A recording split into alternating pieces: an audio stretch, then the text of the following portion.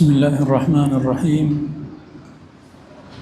الحمد لله رب العالمين، والصلاة والسلام على رسولنا ورسول رب العالمين نبينا محمد وعلى آله وصحبه أجمعين. أما بعد، bado tukiendelea katika swala la 4 aliloliandika Sheikh al-Imam Muhammad ibn Abdul Wahhab An-Najdi alayhi rahmatullah, pale aliposema utakapoulizwa ni kwa malengo gani amekuumba Allah subhanahu wa ta'ala, kama tulivyoona katika darasa iliyotangulia ya kwamba mwanadamu ameumbwa na Mola wake Jalla wa Ala kwa malengo na kwa sababu na kwa hikma aliyoitaja Allah subhanahu wa ta'ala.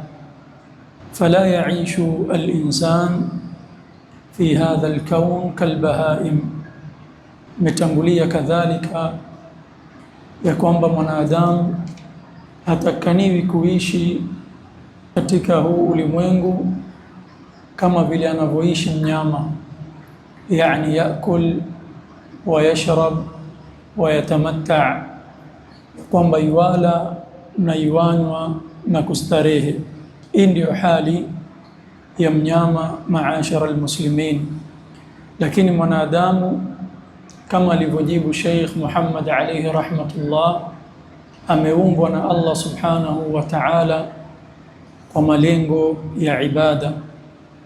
Qala rabbuna subhanahu wama khalaqtul jinna wal insa illa liya'budun. Na jawabu hilo amelitaja mwenyewe Allah subhanahu wa ta'ala pale aliposema katika surati Adh-Dhariyat, wama khalaqtul jinna wal insa illa liya'budun, sikuumba majini wala wanadamu isipokuwa kwa hikma na kwa lengo na kwa sababu ya kumpwekesha yeye Allah subhanahu wa ta'ala peke yake na ibada. Thumma qala Sheikh rahmatullahi ta'ala alayhi wa huwa la yazalu yastadillu ala jawabihi bi ayatin ukhra.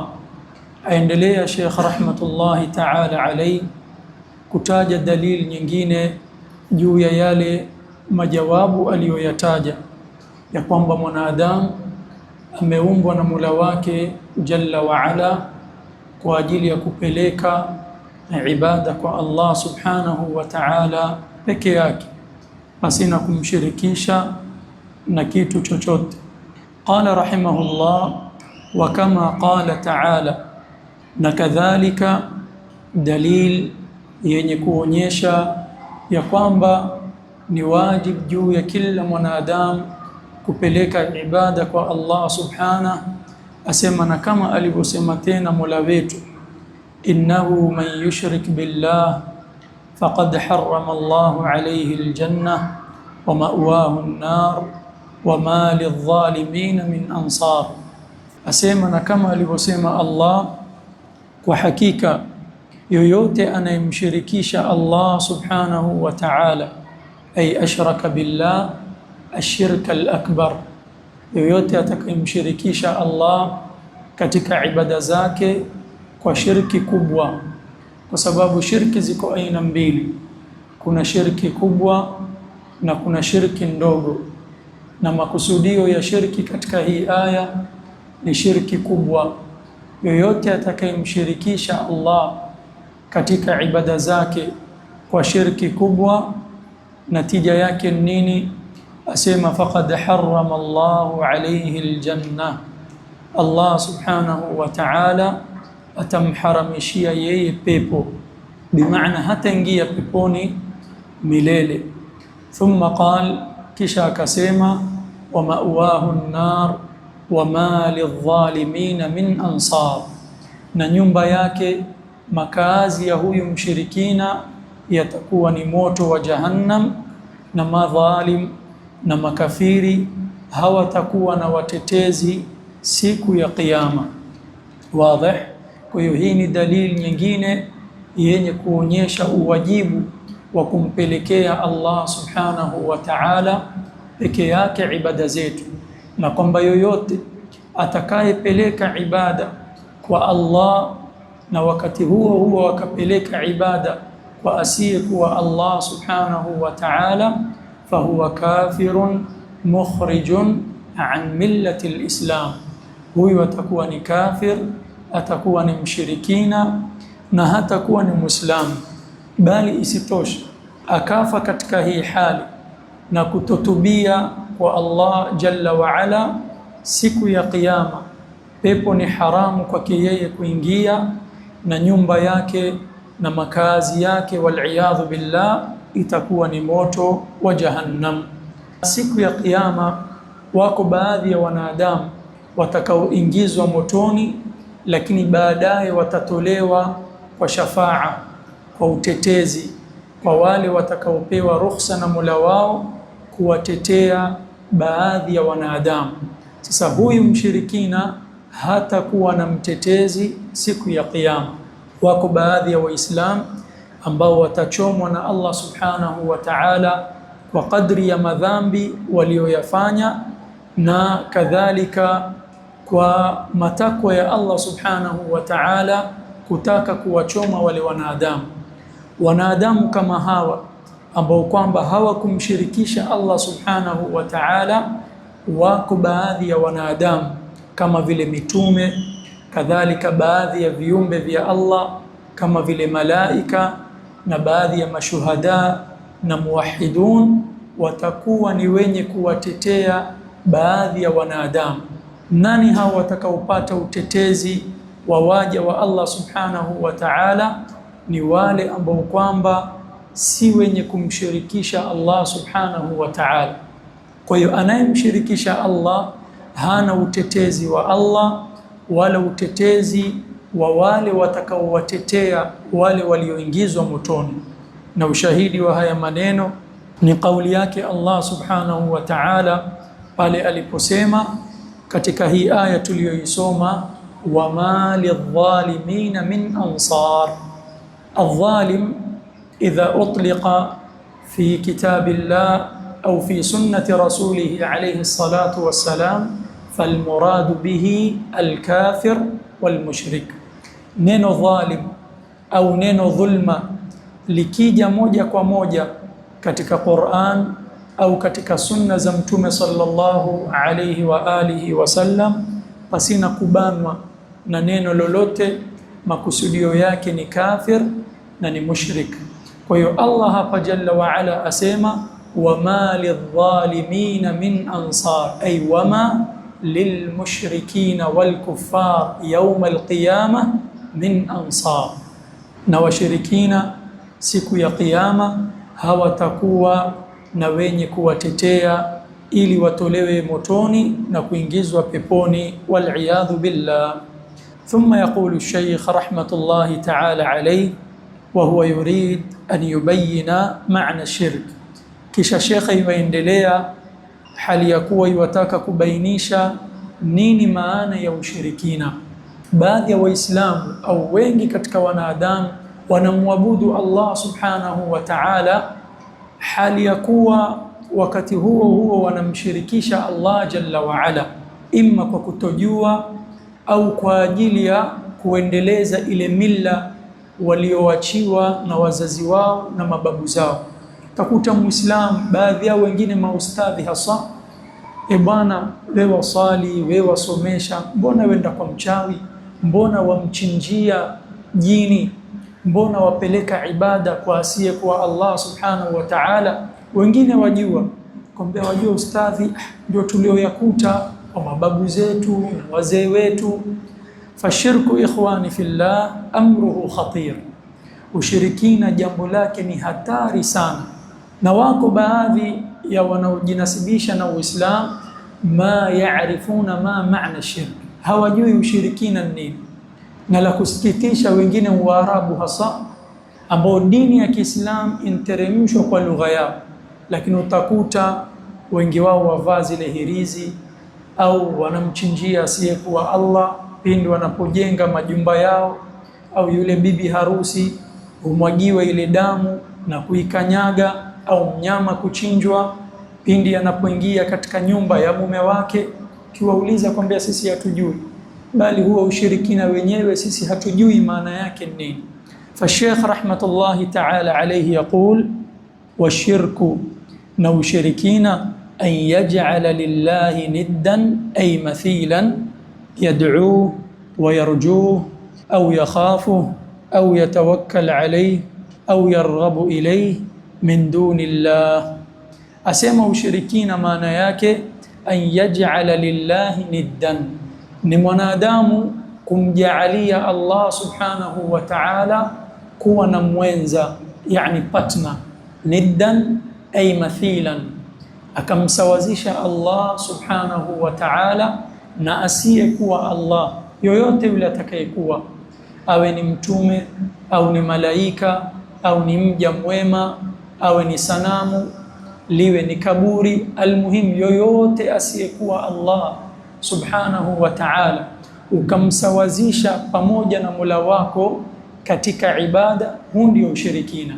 Uchukue ibada yoyote itakayokuwa, ima ibada ya kuchinja au ibada ya sala au ibada ya funga au ibada ya kutegemea, ibada kama hiyo ukaipeleka kwa asiyekuwa Allah subhanahu wa ta'ala, hadha huwa maana shirk. Hii ndiyo maana ya ushirikina.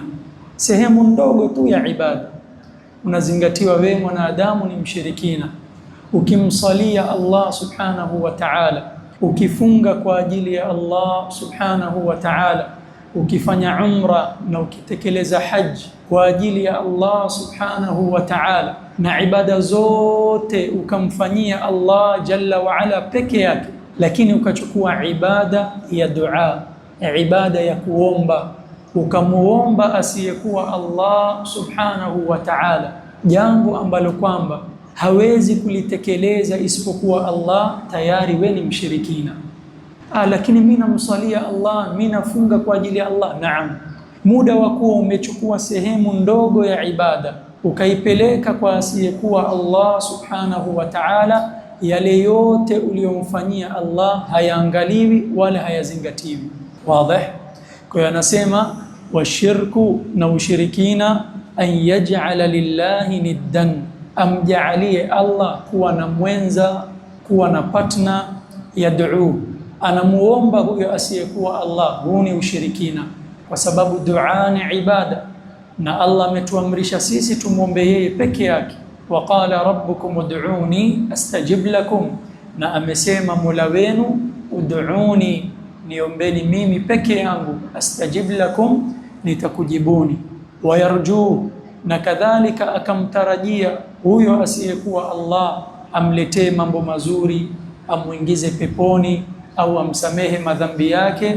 Hadha kadhalika shirkun billahi jalla wa ala, kumtarajia asiyekuwa Allah kukupatia wewe mambo ambayo kwamba hawezi kukupa isipokuwa Allah, ni ushirikina. Wako wanadamu wanaotarajia watoto na kuruzukiwa kizazi kwa asiyekuwa Allah subhanahu wa ta'ala. Wako wanadamu wanaoomba makaburi, wanaoomba waja wema ili kuruzukiwa watoto, wakitarajia watoto kwa asiyekuwa Allah subhanahu wa ta'ala. Wa hadha shirkun billah. Qala au yakhafu, au akamuogopa asiyekuwa Allah subhanahu wa ta'ala, kadhalika na ushirikina. Wamuogopa maiti au wamuogopa mwanadamu mwenzako, ukitarajia kwa kuwa ni mwema au ukizingatia kuwa huyu mja ni mwema, anaweza akakudhuru, aweza akakuletea madhara. Fatakhafu minhu kama takhafu min Allahi jalla wa ala, ukawewa muogopa huyu asiyekuwa Allah kama unavyomuogopa Allah jalla wa ala. Huu ni ushirikina. Allah subhanahu wa ta'ala asema fala takhafuhum, na wala msiwaogope, wa khafuni in kuntum mu'minin, niogopeni mimi peke yangu kiwa kweli nyinyi ni waumini. Na nyinyi tazameni, yoyote anayemchinjia asiyekuwa Allah jalla wa ala, anachinja kumwogopa yule asiyekuwa Allah subhanahu wa ta'ala. Wewe unapokwenda kwa mchawi akakwambia chinja mbuzi au chinja kuku mwekundu, limadha tadhbah lighairi Allah? Kwa nini wewe wamchinjia asiyekuwa Allah? Kwa sababu waogopa usipotekeleza lile uliloamrishwa huenda madhara yakakupata. Kadhalik unapojenga nyumba yako floor ya kwanza ukafika ama floor ya pili, wengi katika wanaojinasibisha na Uislamu humwaga damu. Limadha? Liannahum yakhafuna min aljin, kwa kuchelea na kuogopea nuksi ikaja ikampata yeye au ikapata ile nyumba. Fahadha khawfun min ghairi Allah subhanahu wa ta'ala wa huwa shirkun billah. Huku ni kumwogopa asiyekuwa Allah na huu ni ushirikina, kwa sababu Allah asema ikiwa nyinyi ni waumini wa kweli niogopeni mimi peke yangu na wala msimwogope asiyekuwa Allah jalla wa ala.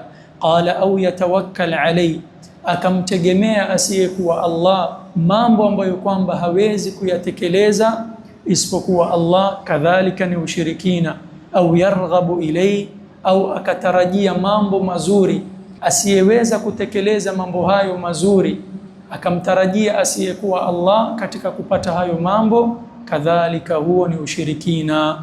Qala min dunillah, akayafanya hayo yote kwa asiyekuwa Allah, amemuomba asiyekuwa Allah, ametarajia mambo mazuri kwa asiyekuwa Allah, akamuogopa asiyekuwa Allah, yamtegemea asiyekuwa Allah subhanahu wa ta'ala. Hayo yote ndugu zanguni wa Islam ni ushirikina. Qala wa ghairi dhalika min anwa'i al-ibadat, na kadhalika ibada nyinginezo, kwa sababu ibada kama alivyosema ismun jami' likulli ma yuhibbuhu Allah wa yarda. Ibada ni jina pana sana lililokusanya kila analolipenda Allah subhanahu wa ta'ala na kuliridhia. Allah yuaridhia na yuwapenda maneno mazuri, Allah yuaridhia adhkar na yuwapenda mwanadamu kusoma Qur'an. Kwa hiyo maneno kama haya ni ibada. Kadhalika min al-ibadat al-a'mal, matendo kama vile sala, kama vile kufunga, kama vile kutoa zaka. Wazi? Haya matendo yote ni ibada, Allah huyapenda na kuyaridhia. Qala al-batina wadh-dhahira, matendo yaliyofichika kama vile kutegemea, kama vile ibada ya kupenda, na matendo yaliyodhihirika kama vile sala na mengineyo. Kwa hiyo hii ni ibada, ni wajibu umpelekee Allah subhanahu wa ta'ala peke yake. Utakapomshirikisha Allah jalla wa ala kwa kuchukua sehemu yoyote katika hizi ibada ukaipeleka kwa asiyekuwa Allah, tuweni makini na hii ibara, kwa asiyekuwa Allah, bimaana yoyote atakayekuwa, awe ni Mtume Muhammad alayhi salatu wassalam, wewe ni mshirikina. Ukipeleka ibada kwa mchawi, wewe ni mshirikina. Ukiabudu sanamu, wewe ni mshirikina. Ukiabudu panya, wewe ni mshirikina. Ukiabudu mja mwema ambaye kwamba alikuwa karibu na Mola wake, wewe ni mshirikina. Kwa hiyo ushirikina, ndugu zangu wa Islam, hatuangalii nani aliyepelekewa ile ibada, kwamba huu ni mwema au ni mwovu. La, ushirikina ni kuchukua ibada ukaitoa kwa Allah ukaipeleka kwa nani? Kwa asiyekuwa Allah subhanahu wa ta'ala. Nani huyu ambaye kwamba asiyekuwa Allah hatuna haja kumjua? Walihadha, anayeabudu malaika na anayeabudu panya na anayeabudu sanamu, bali wako wanadamu katika hizi zama wanaoabudu mpaka tupu ya wanawake, wote wako sawa. Wewe ukasema huyu waabudu malaika, malaika ni waja wema, na huyu waabudu sanamu au huyu mwingine waabudu mja muovu, wote wako sawa. Kwa sababu ma maana shirk? Ashirk huwa sarfu al-ibada li ghairi Allah jalla wa ala, ni kupeleka ibada kwa asiyekuwa Allah subhanahu wa ta'ala. Naktafi bihadha al-qadr ila huna, walhamdulillahi rabbil alamin.